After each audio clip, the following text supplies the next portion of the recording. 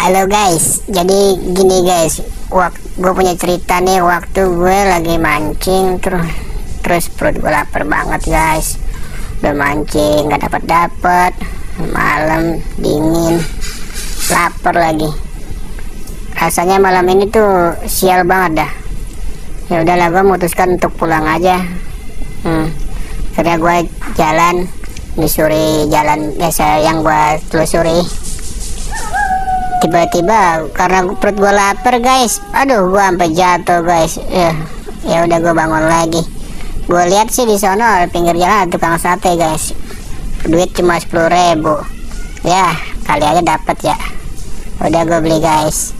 Bang, beli satenya bang, 10.000 aja. Tunggu sebentar ya dek, katanya. Terus tukang satenya bilang, kalau pulang lewat rumah itu hati-hati ya dek. Kenapa ya pak?